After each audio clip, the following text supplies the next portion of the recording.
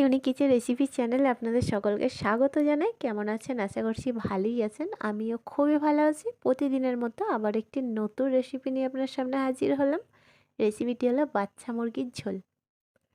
আমরা ছোট যখন ছিলাম, মা প্রায়ই আমাদেরকে, দাদাদেরকে বানিয়ে খাওয়াতেন আর বলতেন এটা যে, "যতটা ঝোল খাবি ততটাই রক্ত।" তো ছোট ছিলাম, অতটা তো বুঝতাম না, অতটা আইডিয়া ছিল না তখন। এখন বুঝতে পারছি সত্যি সিরিয়াসলি বাচ্চা মুরগির ঝোল যতটা খাওয়া হবে ততটা নাকি শরীরের পক্ষে ভালো আর ভিটামিন এবং ব্লাড হয়। তো আজ আমি ছোট বাচ্চার ঝোল নিয়ে, হ্যাঁ, মুরগির বাচ্চা কিন্তু আপনার সামনে হাজির হলাম। চলুন বেশি কথা না বাড়িয়ে উপকরণে কী কী লাগছে একটু দেখিয়ে নেওয়া যাক। তো এইখানে দেখুন একটা মুরগির বাচ্চা নিয়েছি, এটাকে কেটেছি মানে জবাই করেছি, আর একটা কথায় বলে কাটা হয়েছে। তো মাথার পজিশন পালকগুলো ফেলা হয় না, কারণটা হচ্ছে আপনারা হয়তো বুঝতে পারবেন না, যে পাখির বাচ্চাও মনে করবেন। তো আমি দেখুন কেটে নিয়ে চলে এসেছি বেশ সাইজগুলো করে। এইবার কি করতে হবে যেটা, চলুন একটু দেখিয়ে দিই। দেখুন পাগুলো কিন্তু এখনও বাকি আছে, আপনাদের সবটাই দেখাবো আমি। এই দেখুন এটা মাথাটা, চোখগুলো কিন্তু ফেলে দিয়েছি, এখনও পরিষ্কার করে কিন্তু ধুইনি। আমি খালি সাইজগুলো দেখিয়ে দিচ্ছি। এখানে একটা কাঠি নিয়েছি। তো কাঠি দিয়ে কি করতে হবে, দেখুন এই যে যেটা পজিশান আছে দেখুন ভিতর দিকে না হাড্ডির সাথে এক ধরনের দেখুন ময়লা থাকে, যেগুলো আমাদের ফেলে দিতে হয়। অনেকেই এই জিনিসগুলো জানে না, পদ্ধতিগুলো। এগুলো অবশ্যই কিন্তু ফলো করবেন আপনারা। ছোট ছোট জিনিসগুলো ফলো করলে কিন্তু খুব ইজিলি আপনারা রেসিপি বানানো শিখে যেতে পারেন। আর এটা হচ্ছে গলার পজিশান। তো দেখুন গলার পজিশান সাদা এক ধরনের কিছু একটা দেখা যাচ্ছে। এটা কি করতে হবে, কাঠিটা এর মধ্যে পুশ করে দেখুন সাদা রঙের, এটা হচ্ছে সাদা রক্ত যেটা বলে। এটা একেবারেও খাবেন না, এটা খেলে কিন্তু শরীরে ক্ষতি হতে পারে এবং অনেক রোগে আক্রান্ত হতে পারেন। তো দেখুন একটা গলার থেকে ফেললাম, বাকি আরেকটাও আছে। আমি এইভাবে সমস্ত যেখানে যেখানে থাকবে সেখান থেকে এগুলো আমি এক্সট্রা যে নোংরাগুলো সেগুলো আমি বাদ দিয়ে দেবো।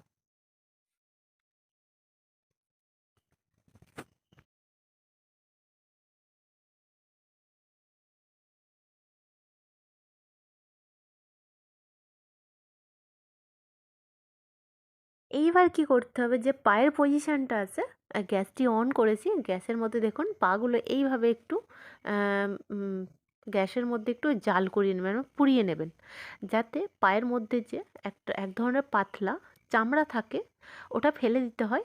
দেখবেন খুব সুন্দরভাবে রিমুভ হয়ে যাবে। এই যে দেখুন উঠে যাচ্ছে। আমি কিন্তু গ্যাসের মধ্যে এগুলো ফেলছি, পরে কিন্তু আমি এগুলো পরিষ্কার করে নেব গ্যাসটা।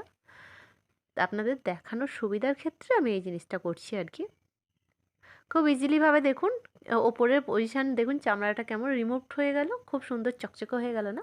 নখগুলো কিন্তু বাকি আছে, আমি কিন্তু ওটা বটির মাধ্যমে কিংবা ছুরির মাধ্যমে, কাঁচির মাধ্যমেও কাটতে পারেন, ওগুলো কেটে নেবো। আরও একটা দেখাচ্ছি, সাবধানে করবেন হ্যাঁ। বাচ্চা মুরগির পা তো ভীষণই ছোট, তো হাতটা সাবধানে, যদি আগুন লেগে যায় হাতে, হাতটা পুড়ে যাওয়ার সম্ভাবনা থাকে। তো গ্যাসটি অফ করে দিয়েছি, এবারে আরও একটা পরিষ্কার করে দেখাচ্ছি দেখুন।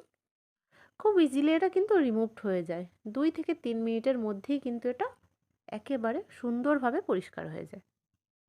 আর কি করবেন, মাংসের পিসগুলো না এই নোড়া দিয়ে একটু একটু থিতো করে নেবেন মাংসের পিসগুলো। আমার মাও কিন্তু এটা করতেন, আপনারাও এটা করে নেবেন।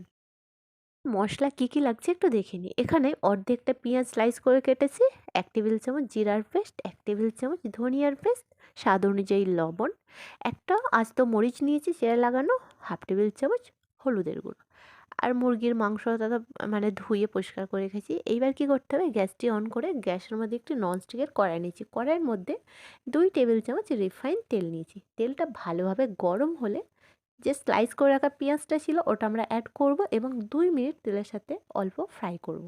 তবে হ্যাঁ, কালার চেঞ্জ করার কোনো দরকার না, আমরা কিন্তু এখানে রিচ খাবার তৈরি করছি না, যেটা শরীরের পক্ষে ভালো সেই খাবারটাই মানে ঝোল। তো এখানে দেখুন 2 মিনিট ফ্রাই করব। তো 2 মিনিট হয়ে গেছে, এই স্টেজে আমি যে আস্ত মরিচটা নিয়েছিলাম সেটা আমি অ্যাড করলাম এবং অ্যাড করার পর 1 মিনিট তেলের সাথে মরিচটাও একটু ফ্রাই করে নিতে হবে।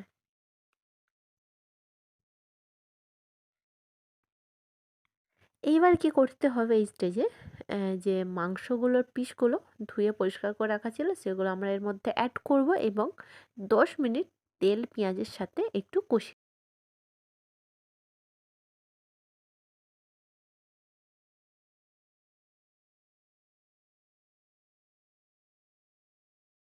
তো 10 মিনিট মতো কষানো হয়ে গেছে। এই স্টেজে আমি যে মশলা নিয়েছিলাম হলুদের গুঁড়ো সেটা আমি অ্যাড করব এবং 2 মিনিট আবারও একটু কষিয়ে নেব যাতে হলুদের যে কাঁচা গন্ধ থাকে সেটা রিমুভড হয়ে যায়। এটা কিন্তু বাচ্চা মুরগি বেশি সময় নেয় না। এই স্টেজে অল্প জল অ্যাড করব। গ্যাসের ফ্লেম অবশ্যই মিডিয়াম করে রাখবেন।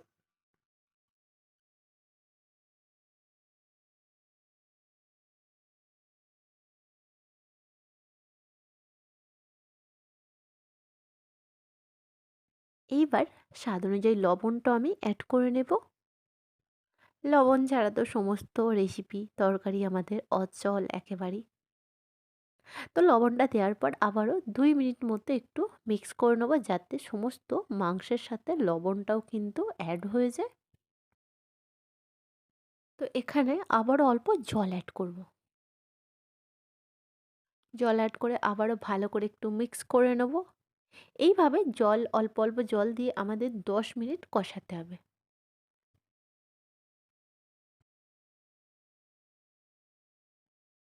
এই স্টেজে কি করতে হবে, যে জিরার পেস্ট আর ধনিয়ার পেস্ট ছিল সেটা আমি এর মধ্যে অ্যাড করব।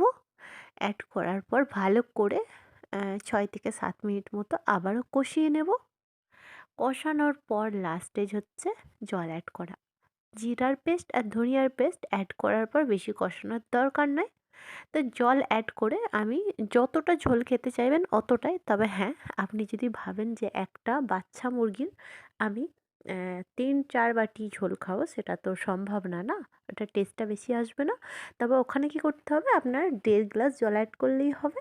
তো 1.5 গ্লাস মতো জল অ্যাড করে আমি মিডিয়াম ফ্লেমে 15 মিনিট রাখলে আমাদের পারফেক্টলি বাচ্চা মুরগির ঝোল একেবারে রেডি হয়ে যাবে।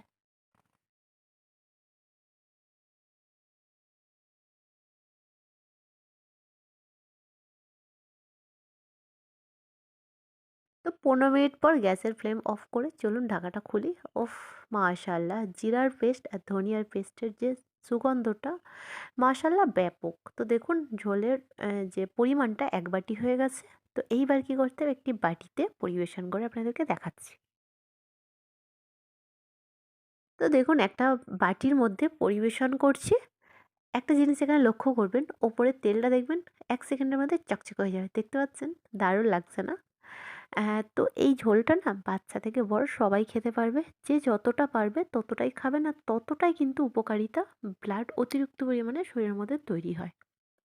আপনারাও কি ভাবছেন? আর ভাবার দরকার নেই, বাড়িতে বানিয়ে ফেলুন। যাদের রক্ত শরীরের একেবারে কম আছে, যাদের আছে তারাও খেতে পারবেন। আমাদের এই রেসিপিটি কেমন লাগলো অবশ্যই কমেন্ট বক্সে জানাবেন। ভালো লাগলে একটি লাইক করবেন, শেয়ার করবেন। এই ধরনের নতুন নতুন রেসিপিতে আমাদের চ্যানেলটি অবশ্যই সাবস্ক্রাইব করবেন, পাশে থাকা বেল আইকনটি প্রেস করবেন। ভালো থাকবেন, সুস্থ থাকবেন। আবারও দেখা হচ্ছে নতুন একটি রেসিপির সাথে।